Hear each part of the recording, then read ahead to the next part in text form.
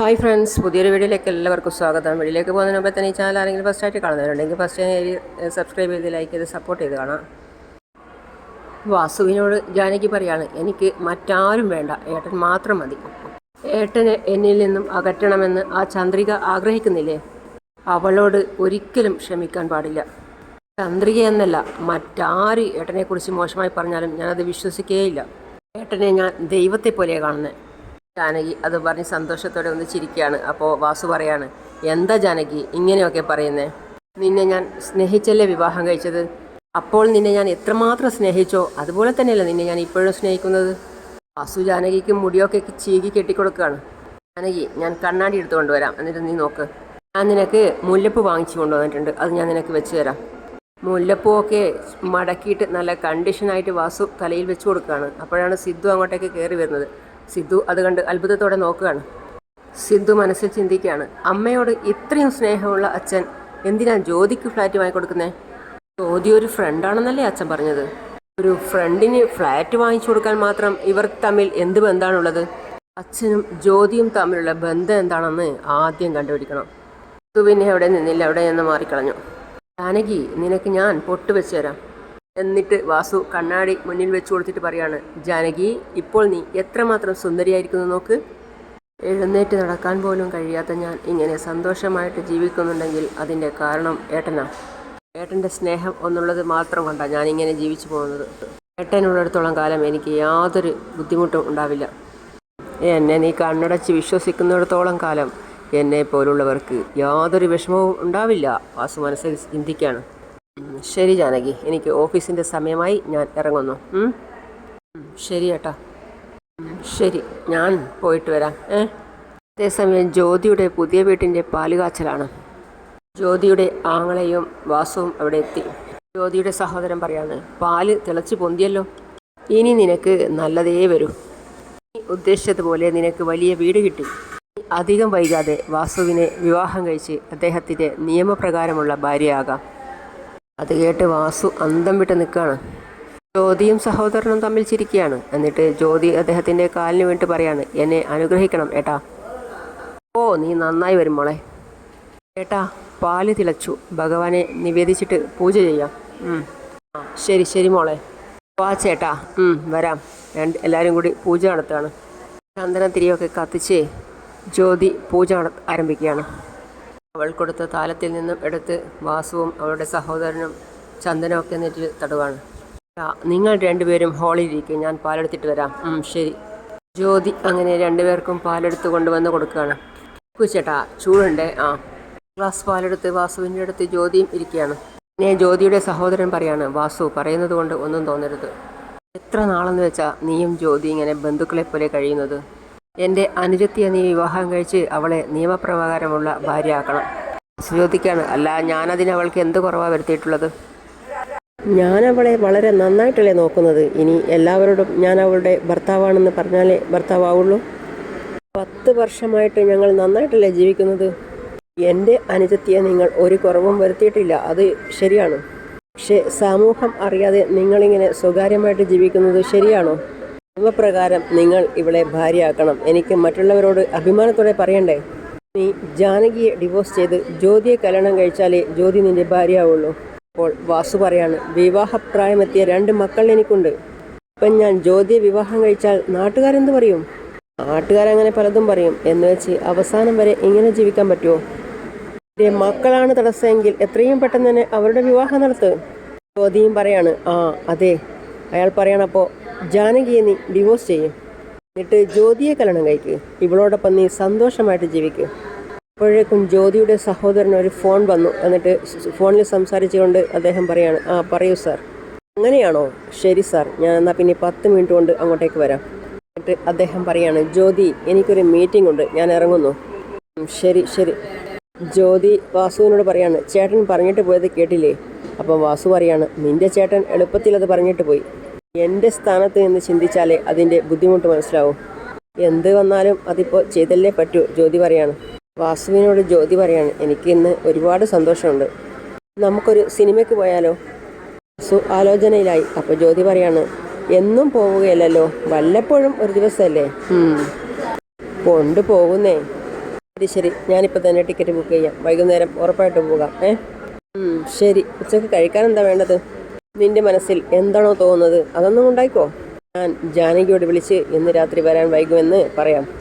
ശരി. വാസു മുറിയിലേക്കും പോയി, ജ്യോതി അടുക്കളയിലേക്കും പോയി. പിന്നെ കാണിക്കുന്നത് ചന്ദ്രികയുടെയും മേഘയുടെയും ഓഫീസാണ്. അവിടെ മേഘയും മനോഹരനും ഇരുന്ന് സംസാരിക്കുകയാണ്. അപ്പോഴാണ് ചന്ദ്രിക അകത്തേക്ക് കയറി വരുന്നത്. ചന്ദ്രിക വന്ന് അവളുടെ സീറ്റിൽ ഇരുന്നു. അപ്പോൾ ഒരു സ്റ്റാഫ് വന്നിട്ട് പറയാണ്, എക്സ്ക്യൂസ് മീ മാഡം. വരൂ, പറയൂ, എന്താ കാര്യം? മേഡത്തിനെ കാണാൻ മനീഷ് സാർ വന്നിരിക്കുന്നു. അത് കേട്ട് മേഘ ഒന്ന് ഞെട്ടി. അപ്പോൾ ചന്ദ്രിക പറയാണ്, വരാൻ പറയൂ. മേഘ വല്ലാതിരിക്കുകയാണ്. അപ്പോഴാണ് മനീഷ് കയറി വരുന്നത്. മനീഷ് കയറി വന്നിട്ട് പറയാണ്, എക്സ്ക്യൂസ് മീ മാഡം. കയറി വരൂ. മനീഷ് മേഘയെ തന്നെ നോക്കിയിട്ട് കയറി വരികയാണ്. ചന്ദ്രിക ചിരിച്ചുകൊണ്ട് പറയാണ്, വരൂ മനീഷ്, ഇരിക്കൂ. ഇത് സാറ് എല്ലാ കാര്യങ്ങളും നിന്നോട് പറഞ്ഞിട്ടുണ്ടാവും എന്ന് വിചാരിക്കുന്നു. അതേ ചന്ദ്രിക, എല്ലാ കാര്യങ്ങളും എന്നോട് സാറ് പറഞ്ഞിട്ടുണ്ട്. എന്നാൽ നാളെ മുതൽ മനീഷിന് ഞങ്ങളുടെ കമ്പനിയിൽ ജോലി ചെയ്യാം. അത് കേട്ട് മേഘ ഒന്ന് പൊന്തി. വളരെ ഉപകാരം ചന്ദ്രികയെ. മനീഷ് HR-നെ പോയി കാണും, ഞാൻ കോൾ ചെയ്ത് പറഞ്ഞേക്കാം. ശരി. മനീഷ് പോകുന്ന വഴി മേഘയെ തന്നെ നോക്കാണ്. മേഘയും അതുപോലെ തന്നെ മനീഷിനെ തന്നെ നോക്കാണ്. ചന്ദ്രിക ഉടൻ വിളിച്ച് പറയാണ്, ദീപ, മനീഷ് എന്ന പേരുള്ള ഒരാൾ വരുന്നുണ്ട്, അയാൾക്ക് അപ്പോയിൻമെൻറ്റ് ഓർഡർ കൊടുത്തേക്ക്. ഇതൊക്കെ കേട്ട് മനോഹരനും മേഘയും വല്ലാതിരിക്കുകയാണ്. അല്ലേ മേഘ, നിനക്ക് മനീഷിനെ ഇഷ്ടമല്ല എന്ന് അറിഞ്ഞിട്ടും അവനെ മനഃപൂർവ്വം ജോലിക്കെടുത്തിരിക്കുക. മേഘ തിരിഞ്ഞെന്ന് ചോദിക്കുകയാണ്, എന്താ ചന്ദ്രികയെ, എന്താ നിന്റെ പ്രശ്നം? ഇതിനാ മനീഷിനെ നിന്റെ കമ്പനിയിൽ ജോലിക്കെടുത്തേ? മനീഷ് വളരെ സത്യസന്ധനായ ഒരാളാണ്. അദ്ദേഹത്തിനെ പോലെ ഒരാൾ ഈ കമ്പനിയിൽ ജോലി ചെയ്യുന്നത് എനിക്ക് നല്ല സപ്പോർട്ടായിരിക്കുമെന്ന് ഞാൻ വിചാരിക്കുന്നു. അതുകൊണ്ടാണ് ഞാൻ മനീഷിനെ ജോലിക്കെടുത്തത്. ദേഷ്യത്തോടെ പറയാണ്, മനീഷിനെ നിന്റെ കമ്പനിയിൽ ജോലിക്കെടുക്കാൻ പാടില്ല. ഇപ്പോൾ തന്നെ പറഞ്ഞുവിട്. ഇപ്പോൾ തന്നെ നീ അയാളെ പുറത്താക്കാൻ നോക്ക്. ഞാൻ അയാളെ എൻ്റെ ജോലിക്ക് എടുത്താൽ നിനക്കെന്താ പ്രശ്നം? ആവശ്യമില്ലാതെ എൻ്റെ കാര്യങ്ങളിൽ തലയിടാൻ വരണ്ട. വല്ലാത്തത് കണ്ട് മനോഹരൻ പറയാണ്, നീ ആരോടാ എന്താ സംസാരിക്കുന്നത്? വന്നു നിന്റെ വർത്തമാനം കുറച്ച് കൂടുന്നുണ്ട്. ചന്ദ്രിക പറയാണ്, ആവശ്യമില്ലാതെ എൻ്റെ കാര്യങ്ങളിൽ ഇടപെടാൻ നോക്കിയാണ്ടല്ലോ ഞാൻ ഇങ്ങനെയേ പെരുമാറുള്ളൂ. പറഞ്ഞില്ല എന്ന് വേണ്ട. അപ്പം മേഘ പറയണം, നോക്ക് ചന്ദ്രിക, എനിക്ക് മനീഷിനെ കാണുന്നത് തന്നെ ഇഷ്ടമല്ല. അവന് ഇവിടെ ജോലി കൊടുത്ത് എൻ്റെ മുഖം കാണുന്ന രീതിയിൽ ആക്കാതെ. അവനെന്താ വേറെ ജോലി കിട്ടില്ലേ? അവൻ വേറെ എവിടെയെങ്കിലും പോയി ജോലി ചെയ്യട്ടെ. ഇവിടെ ഇനി അവനെ കാണാനേ പാടില്ല. അപ്പോൾ ചന്ദ്രിക ചോദിക്കുകയാണ്, നീ പറഞ്ഞ അത് ഞാൻ ചെയ്യണം. മനീഷ് ഇവിടെ തന്നെ ജോലി ചെയ്യും. കണ്ടില്ലേ അമ്മാവ എത്ര അഹങ്കാരത്തോടെ സംസാരിക്കുന്നതെന്ന്? മനോഹരൻ പറയാണ്, നിന്റെ സംസാരം കുറച്ച് കൂടുന്നുണ്ട്. മനീഷിനെ ജോലിക്ക് എടുക്കരുത് എന്ന് പറഞ്ഞാൽ എടുക്കരുത്. നോക്ക്, മേഘ പറയുന്നത് കേട്ടാൽ മതി, അല്ലെങ്കിൽ കളി മാറും. അപ്പോഴാണ് സിദ്ധു അകത്തേക്ക് കയറി വരുന്നത്. സിദ്ധുവിനെ കണ്ടപ്പോൾ പിന്നെ മനോഹരൻ ആകെ പരുങ്ങലായി. എങ്ങനെയായിപ്പോൾ ഇവിടെ നിന്നൊന്ന് രക്ഷപ്പെടാൻ? എന്താ പ്രശ്നം? സിദ്ധു വന്നിട്ട് ചോദിക്കുകയാണ്. മനീഷിന് ഇവിടെ ജോലി കൊടുക്കരുത് എന്ന് പറഞ്ഞ് ഇവർ രണ്ടുപേരും പ്രശ്നം ഉണ്ടാക്കുക. സിദ്ധു വന്നിട്ട് ചോദിക്കുകയാണ്, എന്താ ഇവിടെ പ്രശ്നം? അത് സാറേ, മനീഷിന് ഇവിടെ ജോലി കൊടുക്കരുത് എന്ന് പറഞ്ഞ് ഇവർ രണ്ടുപേരും പ്രശ്നം ഉണ്ടാക്കുകയാണ്. ആര്? ഇവർ രണ്ടുപേരുമോ? സിദ്ധു ചോദിക്കുകയാണ്, എന്താ മനോഹര, ഞാൻ വരുന്നതിൻ്റെ ഇടയിൽ മനീഷിന് ജോലി കൊടുത്താൽ ചന്ദ്രികയെ വേറെ എന്തൊക്കെയോ ചെയ്യും എന്നൊക്കെ പറയുന്നത് കേട്ടല്ലോ. എന്താടോ ആ പറഞ്ഞത്? ഇപ്പോൾ ഒന്ന് പറയാൻ പറ്റുമോ? അപ്പോൾ ചന്ദ്രിക, ഹലോ, പറയുന്നില്ലേ? എന്താ ഒന്നും പറയാത്തത്? കളി മാറും എന്നൊക്കെ എന്നോട് പറഞ്ഞില്ലേ? ആ പറഞ്ഞതൊക്കെ നേരിട്ട് സിദ്ധു സാറിനോട് ഒന്ന് പറഞ്ഞേക്ക്. എന്നാ അമ്മാവൻ ഇറങ്ങട്ടെ. അമ്മാവാ, നിങ്ങളെന്തിനാ പോകുന്നേ? അവൻ അവിടെ ഇരിക്ക്. ഇയാൾക്ക് പോകണമെന്നല്ലേ പറയുന്നേ, അയാളങ്ങ് വിട്ടേക്ക്. മേഘ പറയാണ്, അമ്മാവാ അവിടെ ഇരിക്ക്. ചോദിക്കാണ്, നീ പറഞ്ഞാൽ അമ്മാവൻ ഇരിക്കുമെന്നാണോ? കാണട്ടെ അമ്മാവൻ ഇരിക്കുന്നത്. അമ്മാവൻ മനസ്സിൽ ചിന്തിക്കാണ്, മേഘ പറയുന്നത് കേട്ടുകൊണ്ടിരുന്നാൽ എൻ്റെ കാര്യം പോക്കാം. ഇവിടുന്ന് നൈസായിട്ട് എങ്ങനെയെങ്കിലും ഒന്ന് ഓടിപ്പോകണം. ഭഗവാനെ, ഇവിടെ നിന്നും എളുപ്പം ഒന്ന് എന്നെ രക്ഷിക്ക്. മനോഹരൻ ഇന്നലെയും എന്നോട് മോശമായിട്ട് സംസാരിച്ചു സിദ്ധു സാർ. അയ്യോ, ഇനി ഇവിടെ നിൽക്കുന്നത് അപകടമാണല്ലോ. അങ്ങനെയാണോ മനോഹര? ഇല്ല, ഞാൻ അങ്ങനെയൊന്നും പറഞ്ഞില്ല. മാവൻ പറയാണ്, മേഘ എന്നാ പിന്നെ ഞാൻ ഇറങ്ങട്ടെ. അവിടെ നിൽക്ക്. ഇനി ഞാനില്ലാത്ത സമയത്ത് നീ ചന്ദ്രികയോട് എന്തെങ്കിലും പ്രശ്നം ഉണ്ടാക്കിയെന്ന് ഞാൻ അറിഞ്ഞാൽ എൻ്റെ തലമണ്ട ഞാൻ അടിച്ചു പൊട്ടിക്കും. എൻ്റെ തലമണ്ട എന്ന് പറഞ്ഞ് അയാൾ മനസ്സിൽ ചിന്തിക്കുകയാണ്. നീ പറഞ്ഞാൽ പറഞ്ഞതുപോലെ തന്നെ ചെയ്യും. ഒന്നുമില്ല, പോട്ടെ മേഘ. ചന്ദ്രിക സിദ്ധുവിനോട് പറയാണ്, സാർ മനീഷിനോട് നാളെ മുതൽ ജോലിക്ക് വരാൻ പറഞ്ഞിട്ടുണ്ട്. ശരി ചന്ദ്രികെ. അപ്പോൾ മേഘ പറയാണ്, സിദ്ധു മനീഷിനെ എന്തിനാ ജോലിക്കെടുത്തത്? അപ്പോൾ മേഘ, ഇതൊക്കെ നിൻ്റെ പണിയാണല്ലേ? അതെ, ചെയ്യാത്ത തെറ്റിന് ശിക്ഷ കൊടുത്ത് നീ അവനെ ഇവിടെ നിന്ന് ജോലിയിൽ നിന്നും അടിച്ചു പുറത്താക്കി. എന്നാൽ ഞങ്ങൾ അവനെ തിരിച്ചു ജോലിക്കെടുത്തു. അത് പിന്നെ എന്നിട്ട് തെറ്റാണെന്ന് പറയുന്നു? ഇതേ നോക്ക്. അവനെ പോലെ ഒരുത്തൻ നമ്മുടെ കമ്പനിക്ക് വളരെ അത്യാവശ്യമാണ്. ചന്ദ്രികെ, ഇവളോട് സംസാരിച്ചിട്ട് സമയം വെറുതെ പാഴാക്കണ്ട. ഒരു മിനിറ്റ് ഒന്നെൻ്റെ ക്യാബിനിലേക്ക് വാ. ശരി സാർ, ഞാൻ ഇതാ വരുന്നു. മേഘയ്ക്ക് ദേഷ്യം ഒന്നുകൂടി ഇരട്ടിച്ചു. മേഘ ദേഷ്യത്തോടെ അയ്യോ എന്ന് പറയാണ്. പിന്നെ കാണിക്കുന്നത് വാസുവിനെയും ജ്യോതിയെയാണ്. വാസുവും ജ്യോതിയും നല്ല സന്തോഷത്തിലാണ്. ആപ്പിളൊക്കെ മുറിച്ച് വെച്ച് രണ്ടുപേരും കഴിക്കുകയാണ്. വാസുവിനെടുത്ത് കൊടുത്തിട്ട് ജ്യോതി പറയാണ്, ഇതാ ഏട്ടാ കഴിക്ക്. നീ കഴിക്ക് ഏട്ടാ. ഏട്ടൻ കഴിക്കുന്നേ. ഇതെന്താ? ആപ്പിളൊക്കെ കട്ട് ചെയ്ത് തരുന്നു. അതെന്താ? ഞാൻ കട്ട് ചെയ്ത് തരാൻ പാടില്ലേ? എന്തെങ്കിലും ഒരു കാരണം ഉണ്ടാവുമല്ലോ, അതാണല്ലോ നീ ആപ്പിളൊക്കെ കട്ട് ചെയ്ത് തരുന്നത്. ഇന്നലെ ഞാൻ പറഞ്ഞതുകൊണ്ട് എന്നെ തിയേറ്ററിലും ബീച്ചിലും ഒക്കെ കൊണ്ടുപോയില്ലേ? ഒക്കെ കൊണ്ടുപോയി. ഞാൻ ചോദിച്ചതൊക്കെ വാങ്ങി തന്നില്ലേ? ഇത്രയും സ്നേഹമുള്ള നിങ്ങൾക്ക് വേണ്ടി ഞാൻ ഇതെങ്കിലുമൊക്കെ ചെയ്യണ്ടേ? ശരി ശരി, നിനക്കും എന്നോട് സ്നേഹമുണ്ടല്ലോ. അതേ, എനിക്ക് ഒരുപാട് നാളായിട്ട് ഒരാഗ്രഹം. ഞാനത് പറഞ്ഞാൽ എനിക്കത് സാധിച്ചു തരുമോ? നീ ആഗ്രഹിക്കുന്നത് എന്തും ഞാൻ സാധിച്ചു തരും. എന്താ വേണ്ടതെന്ന് ചോദിക്കു ജ്യോതി. ഇന്നലെ കണ്ട സിനിമയിൽ ഹീറോയിന് സ്വർണ്ണക്കൊലുസ് വാങ്ങിച്ച് ഇട്ടുകൊടുക്കുന്നത് കണ്ടില്ലേ? അതുപോലെ നിങ്ങളും എനിക്കൊരു സ്വർണ്ണക്കൊലുസ് വാങ്ങിച്ച് ഇട്ട് തന്നൂടെ? സോ അത് കേട്ടിട്ട് അപ്പം ജ്യോതി വീണ്ടും പറയാണ്, എനിക്ക് സ്വർണ്ണക്കൊലുസ് ഇടണമെന്ന് ഒരുപാട് നാളായിട്ടുള്ള ഒരു ആഗ്രഹമാണ്. നിങ്ങൾക്ക് വാങ്ങിത്തരാവോ? സ്വർണത്തിലുള്ള കൊലുസോ? അതെന്താ, എനിക്ക് സ്വർണ്ണക്കൊലുസ് ഇടാൻ പാടില്ലേ?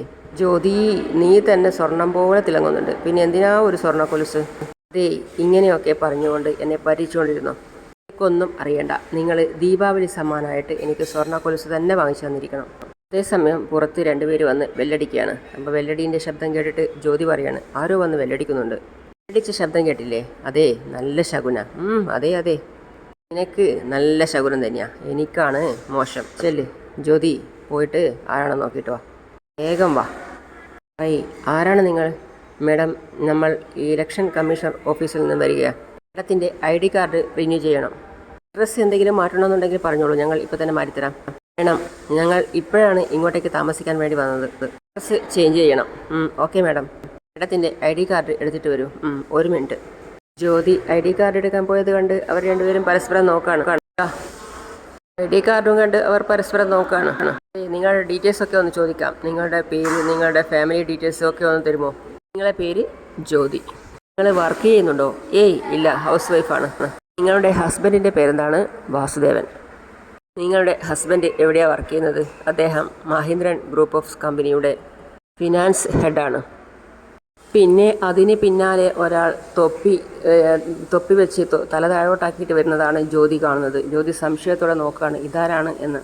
സിദ്ധു മെല്ലെ അടുത്ത് വന്ന് തൊപ്പി പെട്ടെന്ന് തലയിൽ നിന്നും പൊക്കി. അപ്പോൾ ജ്യോതി പെട്ടെന്ന് ഞെട്ടി തരിച്ചു നിൽക്കുകയാണ് ജ്യോതി, എന്ത് ചെയ്യണം എന്നറിയാതെ. അപ്പോൾ സിദ്ധു വീണ്ടും അടുത്തോട്ട് വരികയാണ്.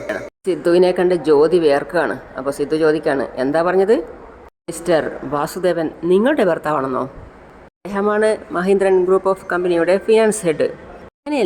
അല്ലേ പറഞ്ഞത്? സിദ്ധു അങ്ങനെ പറഞ്ഞപ്പോൾ ജ്യോതി അവിടെ നിന്ന് വിയർക്കുകയും ഞെട്ടുകയും ചെയ്യാണ്. അങ്ങനെയാണ് ഇന്നത്തെ ഭാഗം അവസാനിക്കുന്നത്. അടുത്തതായി കാണിക്കുന്നത് വാസുവിൻ്റെ കതക് പോയിട്ട് വലിങ്ങനെ തുറക്കുകയാണ്. അപ്പോൾ അത് കേട്ടിട്ട് വാസു പറയാണ്, ജ്യോതി ഒന്ന് പതുക്കെ. അപ്പോഴാണ് സിദ്ധു അകത്തേക്ക് കയറി വരുന്നത്. സിദ്ധുവിനെ കണ്ട് വാസു ഞെട്ടി തരിച്ച് നിൽക്കുകയാണ്. സിദ്ധുവിൻ്റെ പിന്നാലെ ജ്യോതിയും ഉണ്ട്. അപ്പോൾ വാസു വിളിക്കുകയാണ്, സിദ്ധു എന്താ ആപ്പിൾ കഴിക്കുകയാണോ? ഓഫീസിൽ പോകുന്നു എന്ന് അമ്മയോട് കള്ളം പറഞ്ഞിട്ട് ഇവിടെ വന്ന് ഇവളുമായിട്ട് കൂത്താടുകയാണ് അല്ലേ? എൻ്റെ സ്വഭാവം മാറുന്നതിന് മുമ്പേ മര്യാദയ്ക്ക് എൻ്റെ കൂടെ വരാൻ നോക്ക്. നിൽക്ക് സിദ്ധു, ഞാനിപ്പോൾ റെഡിയായിട്ട് വരാം, ഒരു മിനിറ്റ്. സിദ്ധു, അച്ഛൻ പാവാണ് സിദ്ധു, അദ്ദേഹത്തോട് ദേഷ്യപ്പെടല്ലേ എന്ന് പറഞ്ഞ് സിദ്ധുവിൻ്റെ കയ്യിൽ കിട്ടിയതൊക്കെ വലിച്ചെറിയാണ്. നോക്ക് സിദ്ധു, ഇതൊക്കെ ഞാൻ ഇപ്പോൾ വാങ്ങിയതാണ്. സിദ്ധുവിന് ദേഷ്യം അടക്കാനായില്ല. അപ്പം തന്നെ ജ്യോതിയുടെ കവളത്തും ഒരടി കൊടുത്തു. സിദ്ധു, എന്തിനാണ് അവളെ അടിക്കുന്നത്? അവൾ പാവാണ്. ദേഷ്യത്തോടെ സിദ്ധു, മിണ്ടാതിരിക്കടോ. സിദ്ധു ആകെ നിയന്ത്രണം വിട്ടുപോയി. അങ്ങനെയാണ് ഇന്നത്തെ ഭാഗം അവസാനിക്കുന്നത്. അടുത്ത പുതിയ വിശേഷമായിട്ട് വീണ്ടും കാണാം. അതുവരെ ഈ ചാനൽ സബ്സ്ക്രൈബ് ചെയ്യാതെ ആരെങ്കിലും കാണുന്നുണ്ടെങ്കിൽ എത്രയും പെട്ടെന്ന് തന്നെ സബ്സ്ക്രൈബ് ചെയ്ത് ലൈക്ക് ചെയ്ത് സപ്പോർട്ട് ചെയ്ത് കാണാം. പിന്നെ എനിക്കൊരു അപേക്ഷയുണ്ട്.